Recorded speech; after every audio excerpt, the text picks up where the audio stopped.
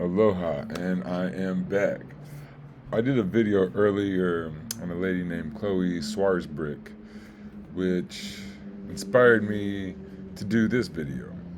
So, this video is going to be on white privilege and what that means and what it really is because people ask about it and they get mad and this and that. So, let's do this. This is Donald Trump's grandfather, Frederick Trump. This is his Wikipedia page. Go ahead and look it up wherever you want, any source you want. I've known this from a lot of things, but anyway, Frederick Trump, born March 14th, 1869, died May 30th, 1918, was a German American businessman. He's the patriarch of the Trump family and the paternal grandfather of Donald Trump, the 45th, Donald Trump, the 45th and 47th President of the United States. So Frederick Trump, born and raised in Karlstadt, Germany, in what was the Kingdom of Bavaria, Trump immigrated to the United States in 1885. In 1891, he began speculating in real estate in Seattle. During the Klondike Gold Rush, he moved to the Yukon and made his fortune by operating a restaurant and a brothel for minors in Whitehorse. In 1901, Trump returned to Karlstadt and married Elizabeth Christ, as he had purportedly immigrated to the United States in order to evade conscription. The Bavarian government stripped him of his citizenship in 1905. Consequently, he returned to the United States with his family. So that's kind of a big thing. He refused conscription, right? So I assume that's going to the military. So he refused that, like Donald Trump had his bone spurs. So since the Bavarian government stripped him of his citizenship, he came back to America. So Donald Trump, had his grandfather not got stripped of his citizenship, might be a German. But anyway, so Donald Trump's family made their fortune starting in 1905. That is my main point of this article. Donald Trump's grandfather had kids. I forget his dad's name, but Donald Trump's dad was rich. All Donald Trump's aunts and uncles are rich. That's just how it is when you got a rich grandfather, right? And then Donald Trump was born with so much money he could not fail. So this takes me to the 1920s. 15 years later, generations ago, the American Osage tribe was compelled to move. Not for the first time. White settlers pushed them off their land in the 1800s. They made their new home in a rocky, infertile area in northwest Oklahoma in hopes that settlers would finally leave them alone. As it turned out, the land they had chosen was rich in oil, and in the early 20th century, members of the tribe became spectacularly wealthy. They bought cars and built mansions. They made so much oil money that the government began appointing white guardians to help them spend it. And then the Osage tribe started turning up dead. In his new book, Killers of the Flower Moon, David Grann describes how white people in the area conspired to kill Osage members in order to steal their wealth. Which could only be passed on through inheritance. Big thing that I'm talking about right now with this white privilege. This was a culture of complicity, he says. It was allowed to go on for so long because so many people were part of the plot. You had lawmen, you had prosecutors, you had reporters who would cover it up. Or who wouldn't cover it, actually, not cover it up. You had reporters who wouldn't cover it, sorry. You had oil men who wouldn't speak out. You had morticians who would cover up the murders when they buried the body. You had doctors who helped give poisons to people. So, this is an NPR article. Killers of the Flower Moon is the name of the book. David Grann is the name of the man who wrote the book. So, as you can see, the title of the article here, I don't need to read the whole article, but I'm just trying to show you. So this is 15 years later. Donald Trump's family was making money already, passing it down. And so these Osage tribe people, they were getting killed by white. Oh, hold on, wait. There was another part I wanted to read. What makes these crimes so sinister is that it involved marrying into families. It involved a level of calculation and a level of betraying that that very people you pretended to love, or level of betraying the very people you pretend to love. And the way these murders would take place is that people would marry into families and then begin to kill each member of the family. That's exactly what happened to Osage woman Molly Burkhart. She had married a white man, and his uncle was the most powerful settler in the area.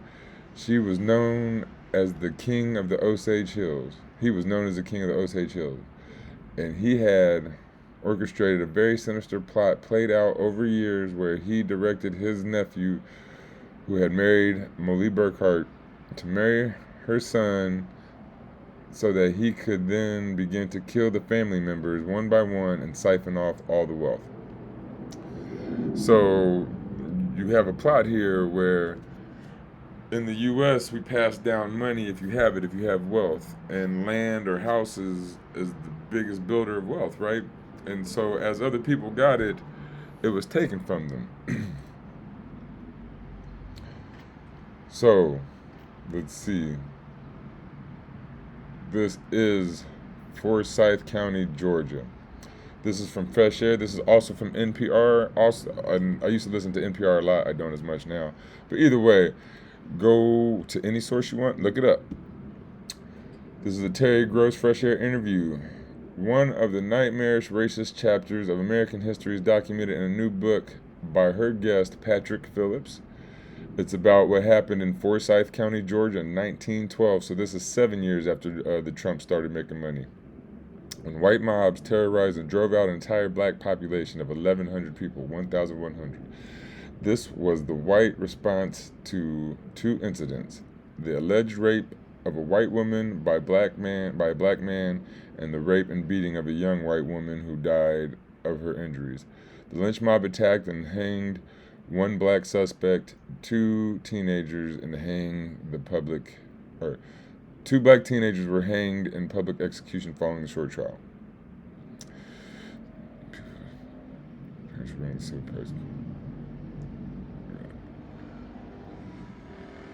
So, Patrick Phillips is one of the white people who grew up in this county when it was still all white, and people of color were definitely not welcome. His parents were among the civil rights protesters who, in the 1980s, protested against the county's continuing segregation. This is the 1980s. Phillips' new book, Blood at the Root. If you want to see his book, it's called Blood at the Root. Is based on his archival research as well as his interviews with townspeople and with descendants of black people who fled in 1912. Patrick Phillips, Fresh Air. When did you realize that you lived in a town that had driven out all the black people in an act that you now describe as racial cleansing? That's a story I first heard when I was 7 years old. My parents moved from suburban Atlanta to Forsyth County, which was about 30 miles north. Again, look up the article if you like. I don't want to read the whole article. I'm just trying to make the point. So this happens all over the place. Rosewood, Tulsa, like Tulsa, Oklahoma is the most famous one. There's a place in Philly, the Move Project, MOBE, all caps, that happened in the 80s where their police firebombed a whole block. Fred Hampton, MLK, Martin Luther King. So those are certain people, but Rosewood, Tulsa, Move, those are all communities. And I just read you two other communities. But this was done all over the place. And now, how Trump got his money and was just it was given to him, right? So, here we go. The DNC. I'm going to offset this so that hopefully it won't be copywritten. Could it just encourage voters to pick up a newspaper and read the facts for themselves? A series of new investigative articles revealed Trump's shady business dealings in Atlantic City, his failure to pay contracted workers over the years, and his decision to partake in what may amount to calculated tax fraud, a felony. So, even with all that Trump was given in his life, he's still going to do tax fraud. He still does things like filing for bankruptcy and just, bunking the system, right? Doing things that most normal people can't do in the way that he's doing it. And so, as I was thinking about this, I thought of a story that my father family always told me, and that my grandfather from Alton, Illinois, got chased out when my dad was young. When my dad was young, my aunts and them were younger, whatever. So I looked it up. I wanted to just find something. And here's an article actually about my grandfather. I'm going to read you the entire article. It's fairly short. The entire nation was engulfed, so it says Alton. The entire nation was engulfed in the civil rights movement of the late 1950s and 60s, and Alton was no exception. In fact, a second push for school desegregation was conducted by bricklayer Elijah Conley. This is my great-grandfather, Elijah James Conley, who was chased from the area by destruction of both his livelihood and credit, and a cross burning on his front yard. So my family actually lost their house in Alton. We had to leave, and so we didn't get to pass down our generational wealth like Trump did. Let's see, despite many obstacles, Conley was able to secure desegregation in the Alton school system in 1949, under threat of state funding loss, but schools in Alton were still mostly segregated until the corridor plan of the 1970s. So my Aunt Junie was one of the people who desegregated schools. My grandfather Elijah, his daughter, and she said she didn't like that. She said she really hated it, that it was hard, and that she got called the N-word a lot, and people didn't want her there. So continuing with the article. Conley, like Scott Bibb before him, who won a case for integration at the Illinois Supreme Court in 1908, after several appeals and 11 years of fighting, had support from many in the city of Alton. During the civil rights movement, many Altonians backed causes like Conley's, as well as pushes for equal rights and workers' unions. So if you didn't know, my name is Jordan Conley. Got the same last name. This is my great-grandfather, like I was saying. Josephine Cotto Marley Wilson Beckwith worked extensively with young people and other vulnerable populations. Born in East St. Louis, 1915, and educated in Southern Illinois University, Edwardsville, Wilson Beckwith joined the push for school integration in 1945 when she joined a desegregation committee in Alton, Illinois school system.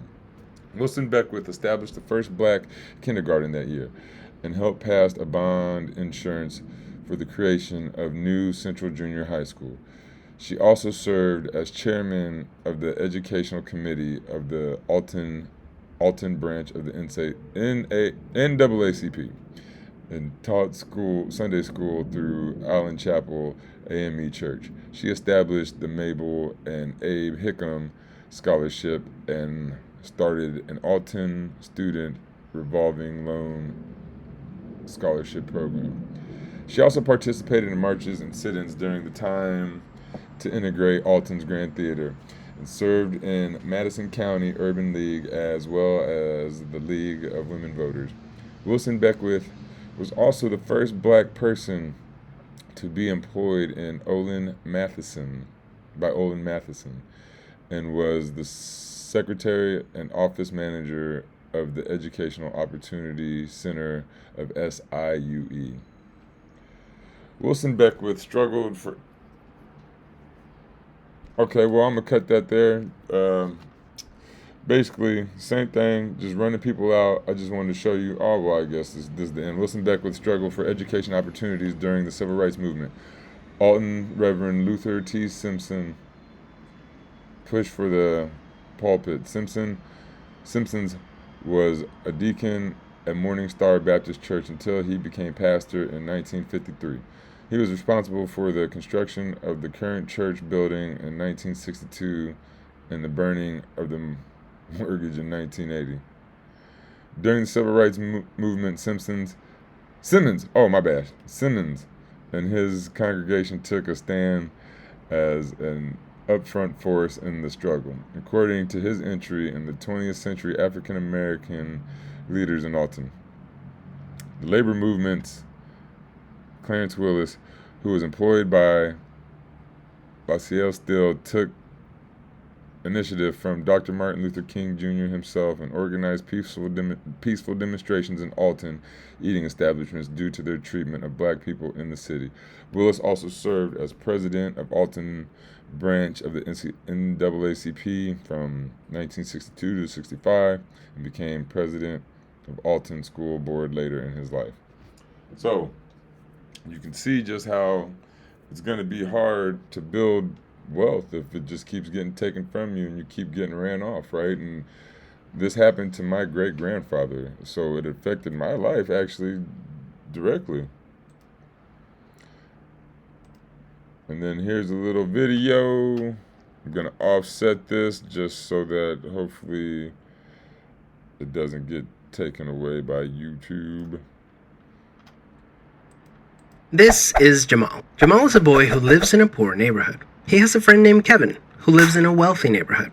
All of Jamal's neighbors are African American, and all of Kevin's neighbors are white. Because Jamal's school district is mostly funded by property taxes, his school is not very well funded. His classrooms are overcrowded, his teachers are underpaid, and he doesn't have access to high-quality tutors or extracurricular activities. Kevin's school district is also funded by property taxes, so his school is very well funded. His classrooms are never crowded, his teachers are very well paid, and he has access to high-quality tutors and lots of extracurricular activities. Kevin and Jamal live only a few streets away from each other. So how come they're growing up in such different worlds with such different opportunities for success? The answer has to do with America's history of systemic racism. To understand it better, let's look at what life was like for Kevin and Jamal's grandparents. Decades after the Civil War, many government agencies started to draw maps dividing cities into sections that were either desirable or undesirable for investment. This practice was called redlining, and it usually blocked off entire black neighborhoods from access to private and public investment. Banks and insurance companies used these maps for decades to deny black people loans and other services based purely on race. Historically speaking, owning a home and getting a college education is the easiest way for an American family to build wealth. But when Jamal's grandparents wanted to buy a house... So Donald Trump has been accused of redlining. So again, him getting all this wealth but then stopping other people from being able to build their own, not cool. And then also schools being funded by property tax, right? I've just proven to you that black people lose their property quite often, not due to their own regard, right? Like if you get chased off your property and you have better property here, then get chased off.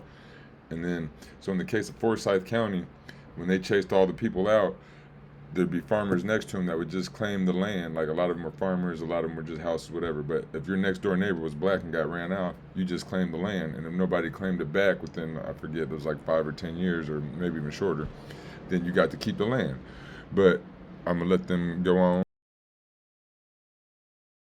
The banks refused because they lived in a neighborhood that was redlined. So Jamal's grandparents were not able to buy a home, and because colleges could prevent them from attending through legal segregation, their options for higher education were really scarce. Kevin's grandparents, on the other hand, got a low-interest loan to buy their first house and got accepted into a handful of top universities, which traditionally only accepted white students. This opened up a wealth of opportunities that they were able to pass on to their kids and grandkids. Even as late as the 1980s, an investigation into the Atlanta real estate market showed. And so when they talk about DEI, the U.S. is a DEI country. It started out as a DEI country. It has always been a DEI country. Like he is saying here, only white people were allowed in schools for quite a long time, or certain colleges and all that. That's why they had to make black colleges, just so black people could go to school. But America is DEI. That's what the West is. That's what capitalism is. It's always been. That banks were more willing to lend to low-income white families than to middle or upper-income African-American families. As a result, today, for every $100 of wealth held by a white family, black families have $5.04. A 2017 study confirms that redlining is still affecting home values in major cities like Chicago today. This explains how Kevin and Jamal inherited vastly different circumstances. Unfortunately, the story doesn't end there. A big part of systemic racism is implicit bias. These are prejudices in society that people are not aware that they have. Let's go back to Kevin and Jamal. Against all odds, Jamal manages to be the only student from his high school to get accepted into a great university, the same one that Kevin and his high school friends are attending. But after Kevin and Jamal both graduate, Jamal notices that his resume isn't drawing as much interest as Kevin's, even though they graduated from the same program with the exact same GPA. Unfortunately for Jamal, studies show that resumes with white-sounding names get twice as many callbacks as identical resumes with black-sounding names. Implicit bias is one of the reasons why the black unemployment rate is twice the rate of white unemployment, even among college graduates today. You can see evidence of systemic racism in every area of life. The disparities in family wealth, incarceration rates, political representation, and education are all examples of systemic racism. Unfortunately, the biggest challenge with systemic racism is that there's no single person or entity responsible for it, which makes it very hard to solve. So what can you do? The first thing you can do. And that's a big thing that people need to understand. There is no one person. Like, it's not your fault. It's not any one person's fault. Like, it's not, no one's blaming any person, all people. It was done in the past. It was set up systemically. Like, if you didn't set up the system, then you didn't do this. But we do need to fight the system, and we need to change the system. That's the point. Do is work towards becoming more aware of your own implicit biases. What are some prejudices that you might hold that you're not aware of? Second, let's acknowledge that the consequences of slavery and Jim Crow laws are still affecting access to opportunity today. As a result, we should support systemic changes that create more equal opportunities for everyone. Increasing public school funding and making it independent from property taxes would be a great start, so that poor and wealthy districts can receive equal access to resources. Systemic problems require systemic solutions. Luckily, we're all part of the system, which means that we all have a role to play in making it better. Peace. I like that video. That was pretty good. I think it wrapped my video up pretty well. So that's my video on white privilege. If you don't understand it by now, I think that was a pretty good breakdown, right? Like, just how if your houses weren't stolen from you, even if you don't get to enjoy white privilege, it's not because you're not white. It's just because you're poor. And then we could talk about that too. Capitalism is not great for anybody. It's not even really great for the rich people because you got all these upset poor people. But anyway, that's another subject for another time. I hope you guys enjoyed the video. I hope you learned something, and I hope you keep an open mind. I hope you come back, and let's just keep moving forward. Let's see what we can do.